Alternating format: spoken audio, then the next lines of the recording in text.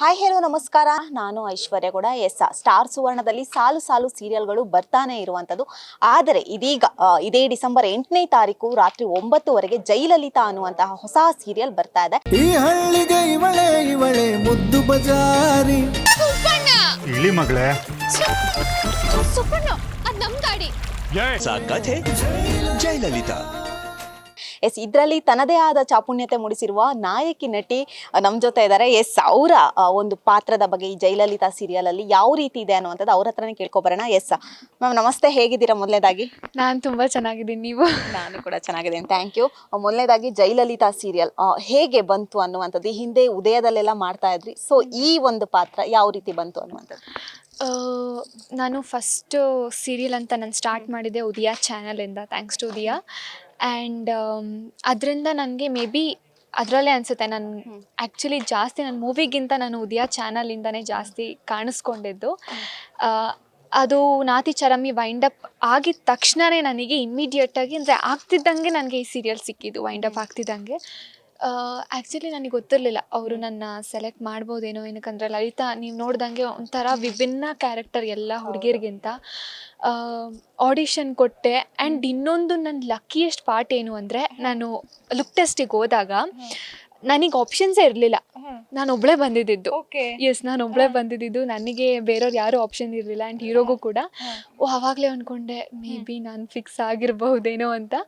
And of course yes, ನಾನು fix ಆಗಿದ್ದೆ already. ಅವರಿಗೆ ನನ್ನ ಲುಕ್ ಟೆಸ್ಟ್ ಒಂದೆರಡು ಲುಕ್ ಟೆಸ್ಟ್ ತೊಗೊಂಡಿದ್ದ ತಕ್ಷಣವೇ ಅವರು ನನ್ನ ಫಿಕ್ಸ್ ಮಾಡಿಬಿಟ್ರು. Thank you so much for Star Suvarna ನನ್ನ ಮೇಲೆ ಇಷ್ಟು ನಂಬಿಕೆ ಇಟ್ಟು ನನ್ನ ಪಾತ್ರ ಕೊಟ್ಟಿದ್ದಕ್ಕೆ. ಆ್ಯಂಡ್ ನನ್ನ ಪಾತ್ರ ಬಂದು ಕಂಪ್ಲೀಟ್ಲಿ ಡಿಫ್ರೆಂಟ್. ಅದಕ್ಕೆ ನನಗೆ ಅದೊಂಥರ ಚಾಲೆಂಜಿಂಗ್ ಕ್ಯಾರೆಕ್ಟರ್. ಏನಕ್ಕಂದರೆ Manasvi she is completely different. ಯಾವಾಗಲೂ ಸೈಲೆಂಟ್ ಆಗಿರ್ತಾಳೆ, ಮಾತಾಡ್ಸಿದ್ರೆ ಓಕೆ ಯಾ ಹಾಯ್ ಅಂತ ನಗ್ತಾಳೆ ಅಷ್ಟೇ.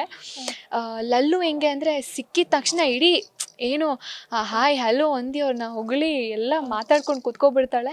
ಆ್ಯಂಡ್ ಯಾವಾಗಲೂ ಅವಳ ಕ್ಯಾರೆಕ್ಟರ್ ಇಂಟ್ರೊಡಕ್ಷನ್ ಮಾಡಬೇಕು. ಲಲಿತಾ ಅಂದರೆ ಊರಿಗೊಬ್ಳೆ ಪದ್ಮಾವತಿ, ಊರಿಗೊಬ್ಳೆ ಸುಂದರಿ ಅನ್ನೋ ಥರ. ಆ ಥರ ಯಾರಾದರೂ ಬಂದು ಮಾತಾಡಿದ್ರೆ ಸಾಕು, ಓವರ್ ಎಕ್ಸೈಟೆಡ್ ಆಗಿ ಮಾತಾಡೋದಿರ್ಬೋದು. ಆ್ಯಂಡ್ ತುಂಬ ಬೇಗ ಬೆರಿತಾಳೆ.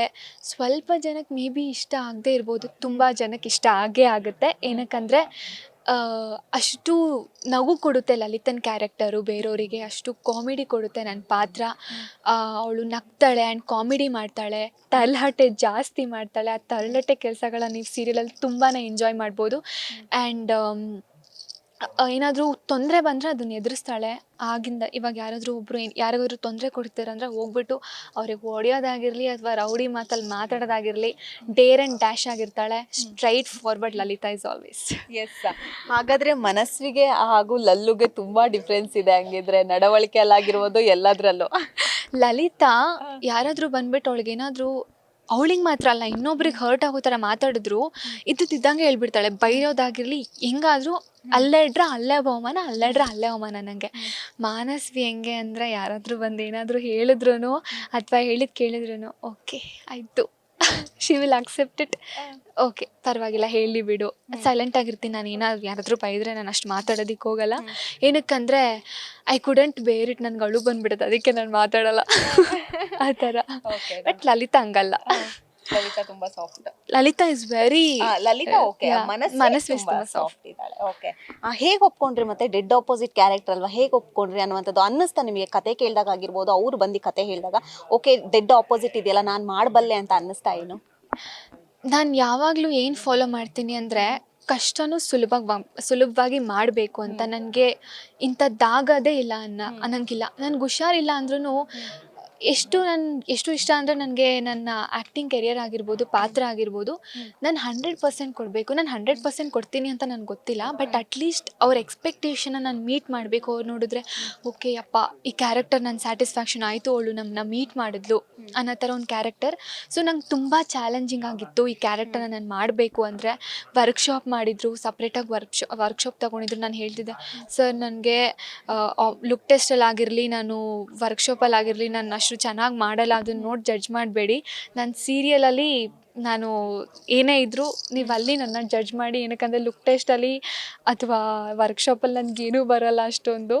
ಸೊ ಹಾಗೆ. ಆ್ಯಂಡ್ ನಮ್ಮ ದರ್ಶಿತ್ ಸರ್ಗೆ ತುಂಬ ಚಾಲೆಂಜಿಂಗ್ ನನ್ನ ಕ್ಯಾರೆಕ್ಟರ್ನ ಕುಂಡಿಸ್ಬೇಕು ಅಂದರೆ. ಲಲಿತಾ ಹೆಂಗೆ ಅಂದರೆ ಏನಾದರೂ ಒಂದು ಹೊಸದು, ಇವಾಗ ನಾನು ಅಲ್ಲಿ ಹೋಗಿ ಇಲ್ಲಿಂದ ಆ ಕಡೆ ಹೋಗ್ಬೇಕಂದ್ರೂ ಅಲ್ಲೂ ಏನಾದರೂ ಒಂದು ಸಿಗ್ನೇಚರ್ ಕಂಡಿಡ್ಕೊಂಡಿರ್ತಾಳೆ, ಬೇರೆ ಸ್ಟೈಲಲ್ಲೇ ಹೋಗಬೇಕು ಅನ್ನೋ ಥರ. ಸೊ ಡಿಫ್ರೆಂಟ್ ಸಿಗ್ನೇಚರ್, ಎಲ್ಲದರಲ್ಲೂ ಸ್ಟೈಲ್ ಇರಬೇಕು, ಎಲ್ಲದರಲ್ಲೂ ಸಿಗ್ನೇಚರ್ ಇರಬೇಕು. ಲಲಿತಾ ತುಂಬ ಕಷ್ಟ ಅವಳ ಪಾತ್ರನ ನಿಭಾಯಿಸೋದು ಆ್ಯಂಡ್ ಅವಳ ಪಾತ್ರನ ಯಾವಾಗಲೂ ಕ್ಯಾರಿ ಮಾಡೋದು. ಹಳ್ಳಿ ಭಾಷೆ ಆಗಿರ್ಬೋದು, ಹಳ್ಳಿ ಭಾಷೆಯಲ್ಲಿ ಪಂಚ್ ಡೈಲಾಗ್ಸ್ ಆಗಿರ್ಬೋದು, ಪಟ ಪಟ ಅಂತ ಪಟಾಕಿ ಥರ ಮಾತಾಡೋದಾಗಿರ್ಬೋದು. ಏನಕ್ಕಂದರೆ ನಾನು ಮಾತೇ ಆಡಲ್ಲ ಅಷ್ಟೊಂದು, ಅಂಥದ್ರಲ್ಲಿ ನಾನು ಅದನ್ನೆಲ್ಲ ಇಂಪ್ರೂವೈಸ್ ಮಾಡ್ಕೋಬೇಕಂದ್ರೆ ತುಂಬ ಕಷ್ಟ. ಐ ಹೋಪ್ ನಾನು ಆ ಕ್ಯಾರೆಕ್ಟರ್ನ ಫಿಲ್ ಮಾಡಿದ್ದೀನಿ. ಏನಕ್ಕಂದರೆ ತುಂಬ ಜನ ನನಗೆ ಒಳ್ಳೆ ರೆಸ್ಪಾನ್ಸ್ ಸಿಕ್ಕಿದೆ, ನೀನು ಈ ಕ್ಯಾರೆಕ್ಟರ್ನ ತುಂಬ ಚೆನ್ನಾಗಿ ಎತ್ತಿ ಹಿಡ್ದಿದ್ಯಾ, ತುಂಬ ಚೆನ್ನಾಗಿ ಮಾಡಿದ್ಯಾ ಅಂತ. And I am grateful for that. ಪಟ್ ಪಟಾಕಿ ಲಲಿತಾ ಅಂದರೆ ತಪ್ಪಾಗಲ್ಲ. ಕೂಲಿಂಗ್ ಗ್ಲಾಸ್ ನಿಂಗೆ ತಿಂಗ ಹಾಕೊಂಡು ಡೈಲಾಗ್ ಹೊಡಿತಾ ಇದ್ರೆ ಮಾಸಿಗೆ ಮಾಸು ಅನ್ಬೋದು. ಒಂದ್ಸರಿ ಹಂಗೆ ಹಾಕೊಂಡು ಒಂದು ಡೈಲಾಗ್ ಹೊಡೆದ್ಬಿಡಿ ನೋಡೋಣ, ಯಾವ್ದಾದ್ರು ನೆನೆಸ್ಕೊಂಡು.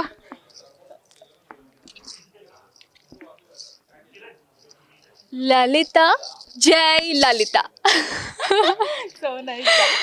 ಎಷ್ಟು ಡೈಲಾಗ್ಗಳನ್ನ ಹೊಡೆದಿದ್ದೀರಾ ಈ ಸೀರಿಯಲಲ್ಲಿ? ಕೆಲವೊಂದೊಂದು ಸೇರಿಸಿದ್ದೀನಿ ಸೀರಿಯಲ್ ಸೀನ್ಸಲ್ಲಾಗಿರ್ಬೋದು. ಆ್ಯಂಡ್ ಈಗ ಒಂದಷ್ಟು ಕಂಟೆಂಟ್ಗಳು ಬರುತ್ತೆ. ನಮ್ಮ ಯಶ್ ಬಾಸ್ ಹೇಳಿರೋದು ಕೇಳಿದ್ದೀರಾ, ನಮ್ಮ ಯಶ್ ಬಾಸ್ ಹೇಳಿರೋದು ಕೇಳಿರಲ್ವಾ ಅಂತ. ಆ್ಯಂಡ್ ಕೆಲವೊಂದೊಂದು ಅವ್ರ ಡೈಲಾಗ್ಸ್ನ ನಾನು ಇಂಪ್ಲಿಮೆಂಟ್ ಮಾಡ್ತೀನಿ ಮುಂದೆ. ಆ್ಯಂಡ್ ಇಂಪ್ಲಿಮೆಂಟ್ಸ್ ಮಾಡಿರೋದು ಇದೆ.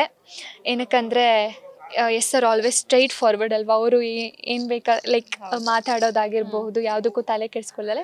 ಸೊ ಅವ್ರ ಸ್ಟೈಲ್ ಆಗಿರ್ಬೋದು ಆ್ಯಂಡ್ ಈ ಥರ ರಾಕಿಂಗ್ ಸ್ಟೈಲ್ ಆಗಿರ್ಬೋದು, ಅದೆಲ್ಲನೂ ಇಂಪ್ಲಿಮೆಂಟ್ ಮಾಡ್ಕೊಂಡಿದ್ದೀನಿ.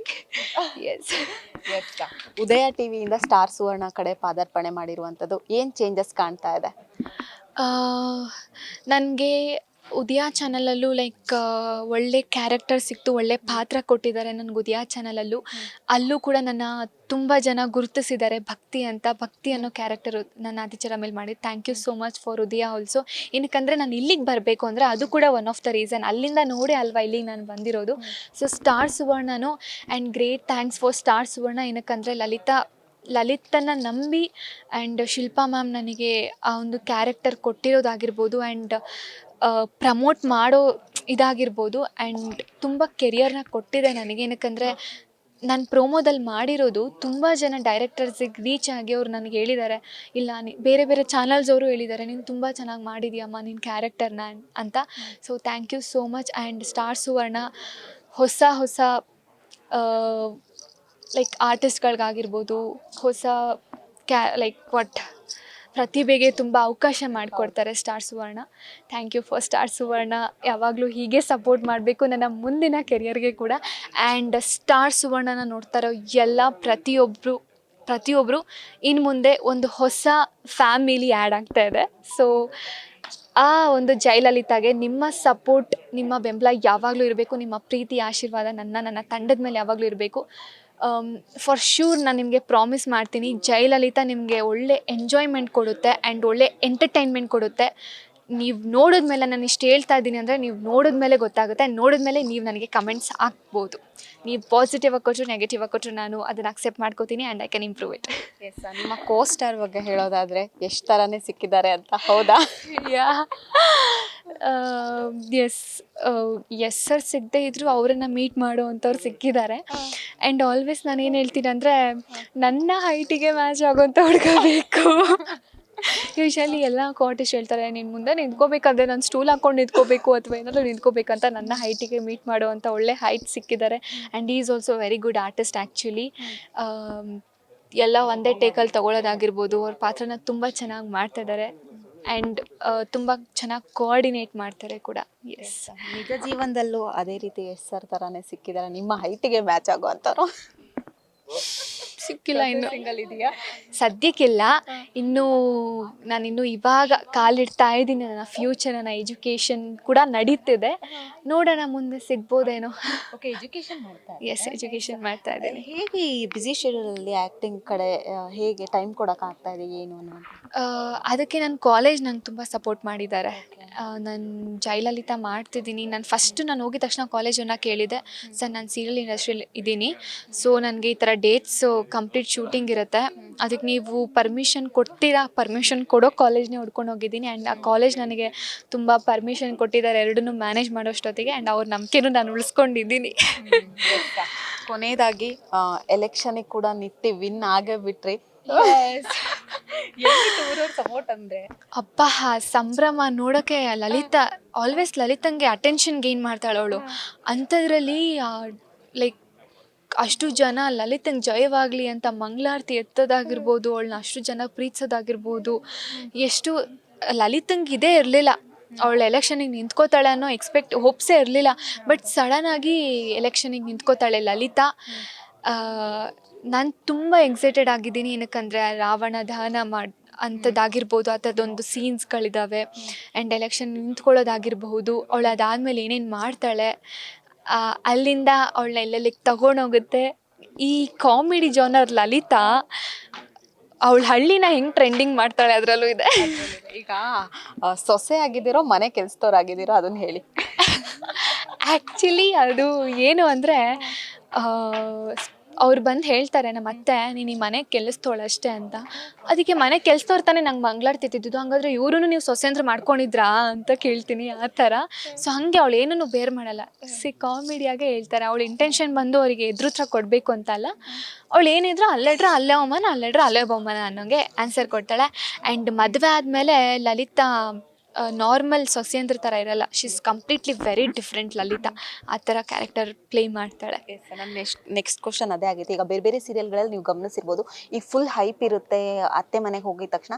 ಬಟ್ ಅದಾದಮೇಲೆ ಮದುವೆ ಆಗಿ ಗಂಡನ ಮನೆಗೆ ಹೋಗೋ ಸ್ವಲ್ಪ ಸ್ಲೋ ಆಗುತ್ತೆ, ಅತ್ತೆಯವ್ರು ಹೇಗೆ ಹೇಳ್ತಾರೋ ಹಾಗೆ ಕೇಳ್ಕೊಂಡು. ನಿಮ್ದು ಯಾವ ರೀತಿ ಇದೆ, ಹಾಗೆ ಆಗುತ್ತಾ ಅಥವಾ ಏನು ಫುಲ್ ಎದುರುತ್ರ ಕೊಟ್ಕೊಂಡೇ ಇರ್ತೀರಾ ಏನು? ಅದ್ರಲ್ಲಿ ಎದುರುತ್ರ ಅಂದರೆ ಎದುರುತ್ರ ಕೊಡಬೇಕಂತಲ್ಲ, ಏನಾದರೂ ತಪ್ಪು ನಡೆದ್ರೆ ಡೈರೆಕ್ಟಾಗಿ ಅಲ್ಲಿಂದ ಅಲ್ಲೇ ಹೇಳಿಬಿಡ್ತಾಳೆ ಅವಳು.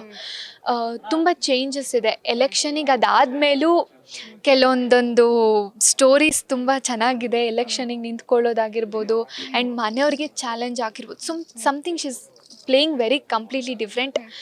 ಮದುವೆ ಆದಮೇಲೆ ಕೂಡ ಅವಳು ಹಿಂಗೆ ಇರ್ತಾಳೆ, ಅವಳೇನು ಚೇಂಜ್ ಆಗಲ್ಲ. ಸ್ವಲ್ಪ ಸೊಸೆ ಕ್ಯಾರೆಕ್ಟರ್ನ ನಿಭಾಯಿಸಬಹುದು, ಆದರೆ 100%ಅಲ್ಲಿ 90% ಲಲಿತಾ ಆಗಿರ್ತಾಳೆ. ಆ್ಯಂಡ್ ಅದು ಇಲ್ಲಿ ಕಾಮಿಡಿ ಅಂದರೆ ಅಲ್ಲಿ ನೀವು ಇನ್ನೊಂದು ಮುಖ ನೋಡ್ಬೋದು ಲಲಿತಂದು. ಕೊನೆಯದಾಗಿ ಇದೇ ಡಿಸೆಂಬರ್ 8ನೇ ತಾರೀಕು ರಿಲೀಸ್ ಬರ್ತಾ ಇರುವಂಥದ್ದು ನಿಮ್ಮ ಸೀರಿಯಲ್ 9ವರೆಗೆ. ವೀಕ್ಷಕರಿಗೆ ಏನು ಹೇಳಕ್ಕೆ ಬಯಸ್ತೀರಾ? ಇದೇ ತಿಂಗಳು ಅಂದರೆ ಡಿಸೆಂಬರ್ 8ನೇ ತಾರೀಕು ರಾತ್ರಿ 9:30ಕ್ಕೆ ನಮ್ಮ ಜಯಲಲಿತಾ ಸೀರಿಯಲ್ ಬರ್ತಾ ಇದೆ. ಸೊ ಎಲ್ಲರೂ ನೋಡಬೇಕು. ಏನಕ್ಕಂದರೆ ಒಂದು ಕಂಪ್ಲೀಟ್ ಪ್ಯಾಕೇಜ್ ಇರೋವಂಥ ಒಂದು ಸೀರಿಯಲ್, ನೀವೆಲ್ಲನೂ ಒಂದೇ ಸೀರಿಯಲಲ್ಲಿ ನೋಡ್ಬೋದು. ತುಂಬ ಎಂಟರ್ಟೈನ್ಮೆಂಟ್ ಇರುತ್ತೆ, ತುಂಬ ಕಾಮಿಡಿ ಇರುತ್ತೆ. ಆ್ಯಂಡ್ ಒಳ್ಳೆ ಅಪ್ಪ ಒಂದು ಸೀರಿಯಲ್ ನೋಡಿ ನಕ್ಕು ನಕ್ಕು ನಕ್ಕು ಮಲ್ಕೋತಾ ಇದ್ದೀನಿ ಅಪ್ಪ ಅನ್ನೋ ಥರ ಒಂದು ಸೀರಿಯಲ್ ಇದು. ಪೊಲಿಟಿಕಲ್ ಡ್ರಾಮಾ ಇದೆ, ಪೊಲಿಟಿಕ್ಸ್ ಕಂಟೆಂಟ್ಸ್ ಇದೆ, ಆ್ಯಂಡ್ ಫ್ಯಾಮಿಲಿ ಓರಿಯೆಂಟೆಡ್ ಇದೆ. ಆ್ಯಂಡ್ ಇನ್ನೊಂದು ಬಡತನದಲ್ಲೂ ಯಾವ ಥರ ಲೈಫನ್ನು ಎಂಜಾಯ್ ಮಾಡ್ಬೋದು, ಬಡತನದಲ್ಲಿರೋ ಲಲಿತಾ ಹೇಗಿರ್ತಾಳೆ, ಆ್ಯಂಡ್ ನಮ್ಮ ಫ್ಯಾಮಿಲಿ ಬಡತನ ಆ್ಯಂಡ್ ಶ್ರೀಮಂತರ ಕೇರಿ ಬಡತನ ಕೇರಿ ಅವ್ರದ್ದು ಭೇದ ಭಾವ ಹೇಗಿರುತ್ತೆ ಅದೆಲ್ಲ ನೀವು ಈ ಸಿನಿಮಾದಲ್ಲಿ ಸೀರಿಯಲಲ್ಲಿ ನೋಡಬಹುದು. ಆ್ಯಂಡ್ ದಯವಿಟ್ಟು ನಮ್ಮ ಸೀರಿಯಲಿಗೆ ನಿಮ್ಮ ಸಪೋರ್ಟ್, ನಿಮ್ಮ ಪ್ರೀತಿ, ನಿಮ್ಮ ಆಶೀರ್ವಾದ ಯಾವಾಗಲೂ ಇರಬೇಕು.